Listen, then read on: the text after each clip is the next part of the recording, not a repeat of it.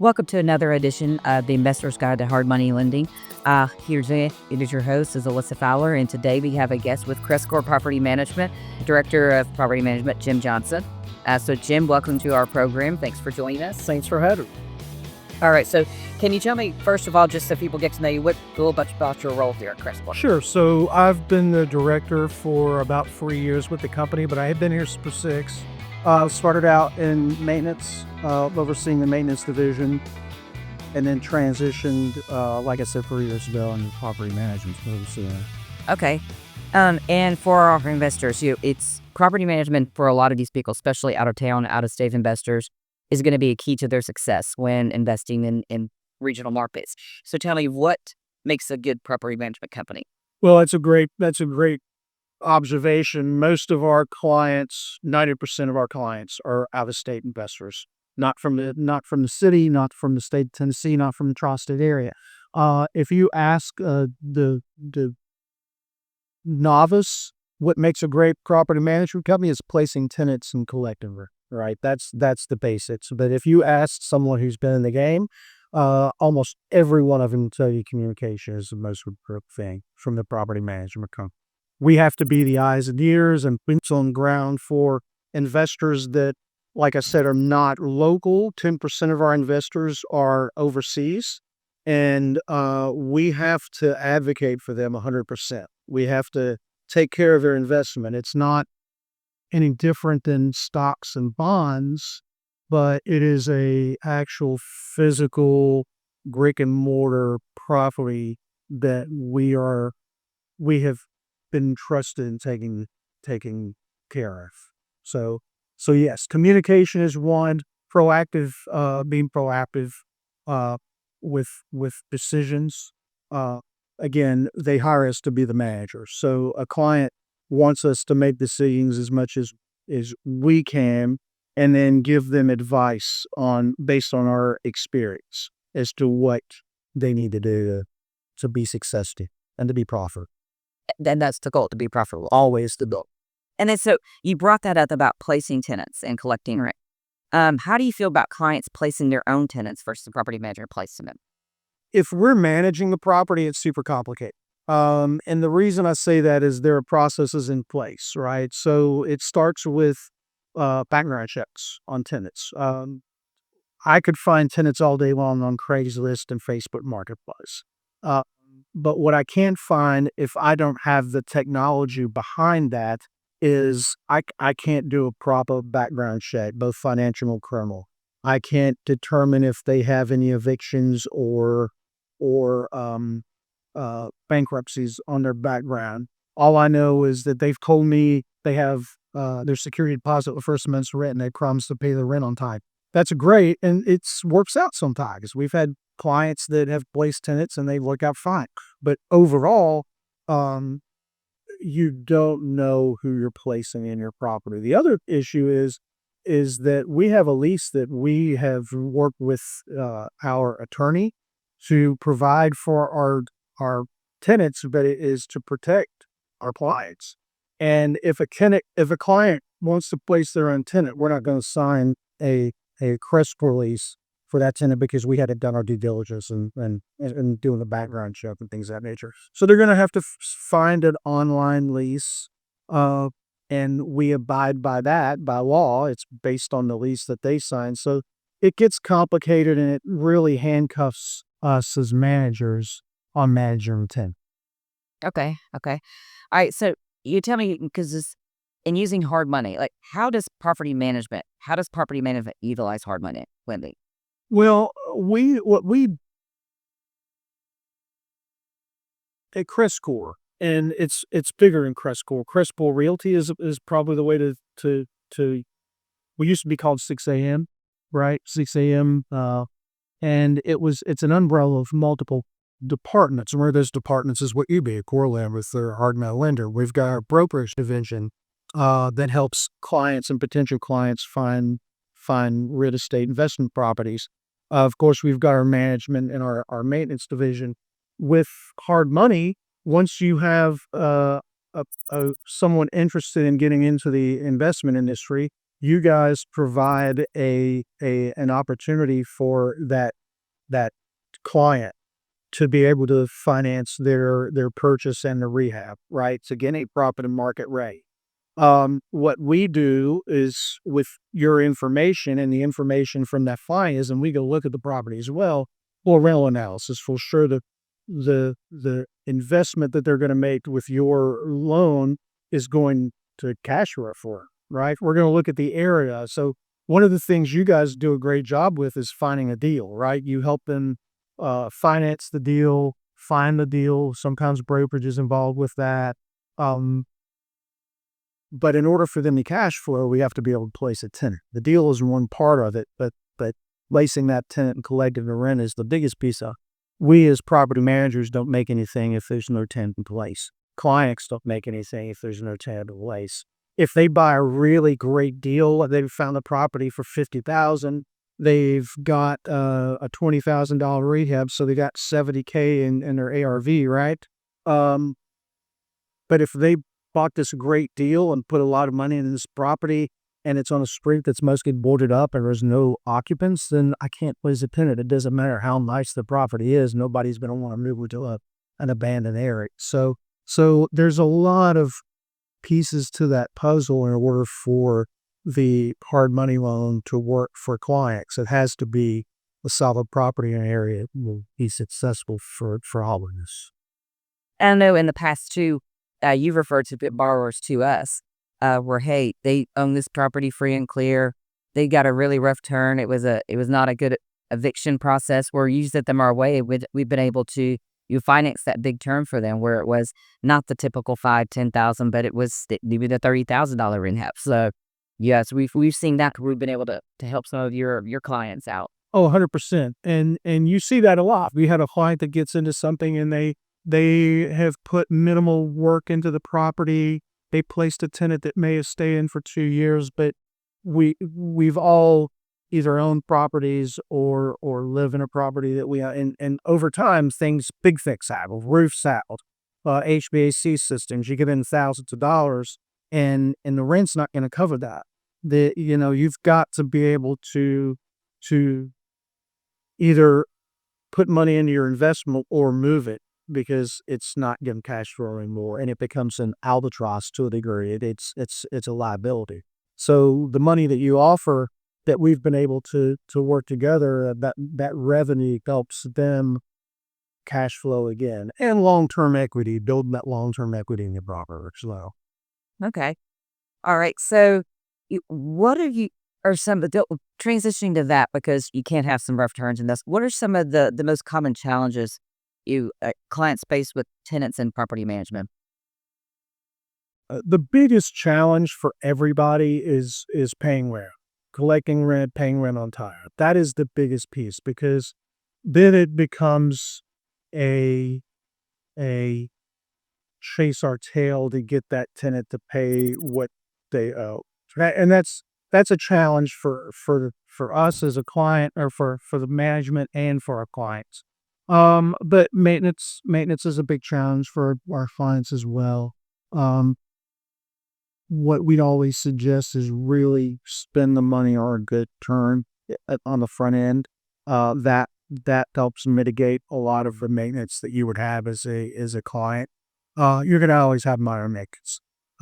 But going back to, we'll talk about the big three, the roof, the water heater, the HVAC system. You have to make sure that those are in great working condition and have some life left. Because if you get into this mood and you place your first tenant and 6 months in, you've got to replace one of those three, you're not making anything for you. So you have to make sure that is taken care of correctly. Other issues that clients would potentially have would be again, I go back to the communication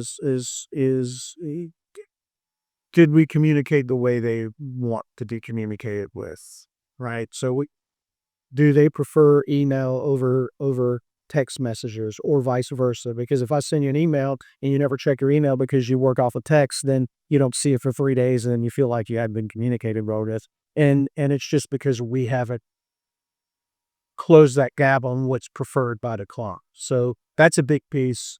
But yeah, That's big piece. And so, how important is it for your clients to minimize tenant turnover? What does that cost look like? Uh, if you're having frequent turns, like once a year. great question. So churn is a huge concern for both of us, clients and managers. Um, let's take an example in property that rents for $1,000, right? So you get $1,000 a month. We take 10%, so they're getting $900 a month. So that works out to what, uh, 9,000, another $10,800 in net for the year, right? They've got to cover the mortgage on the property, but at the end of the year, the tenant doesn't renew. So then the tenant doesn't renew, you've got vacancy loss immediately. So now you don't have anything coming in.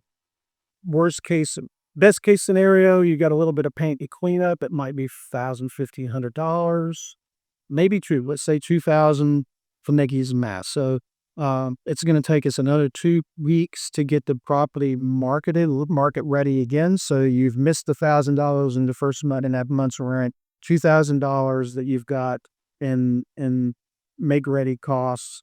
Then it may be on the market for another month or two. So now you're 5,000 down from where you would have collected over that 3-month period, 1,000 months. So you've got some vacancy loss, some rehab loss, and that potentially covers all your profit for the entire year.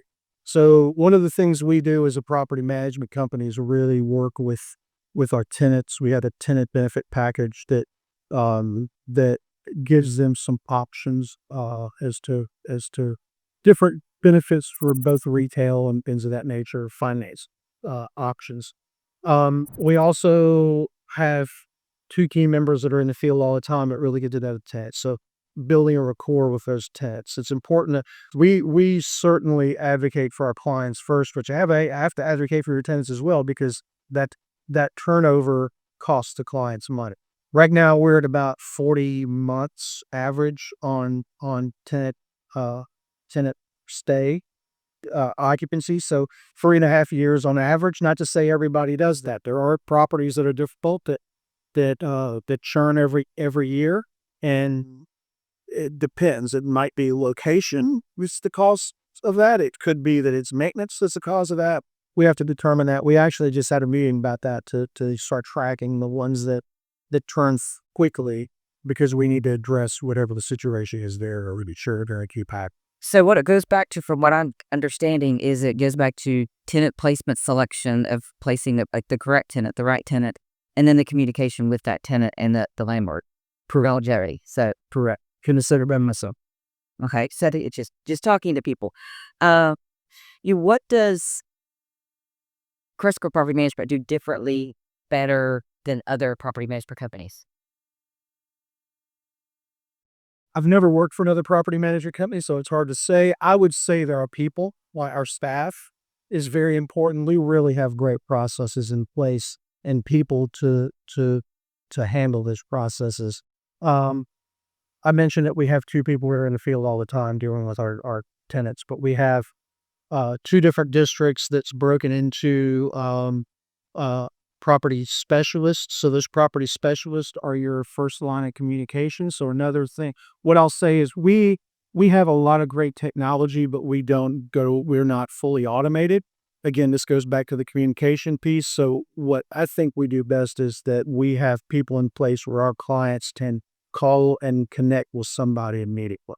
Whether it's by phone, whether it's by email, we have a business model that we respond within 4 business hours of any type of communication, so that you know that you're going to get a response. I get this from today. I had a potential client reach out, say, "Hey, I've got this property management company I'm working with." That I call them, and they don't answer. I email, they don't respond, and that's frustrating when a client who has a couple of investment properties but has a primary job, it's not managing or being a landlord of a property.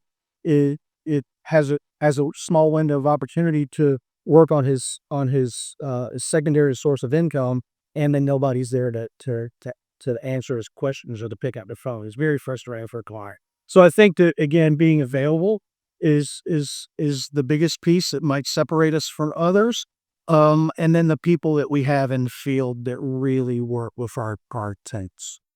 And I think that's so important because I know a lot of our borrowers that come to us out at CoreLend, they are out state. A lot of times they're just now starting, okay, I want to diversify my investments and real estate's where I want to go. And it is their secondary source of things. They're not necessarily looking to get rich on this one property, but to build a portfolio up for on down the road. And so it is, I think, very important to make sure you have a team in place, whatever part of the country you're going to have a team in place if you're not there locally to help you win in these aspects. Agreed. I think that processes, we even local owners that attempt to manage themselves get frustrated because it's a lot of time that you have to put into placing your own tenant, collecting your rent, dealing with utility connections and maintenance. All of those things are sound like they're easy, but if you have your own life to lead with your job and your own home and your family, to have to do that on the side, it becomes another full-time job. And with what we have at our fingertips, our availability with the technology of us and the resources, it makes sense that 10% of your rent gets paid to somebody who handles all that for.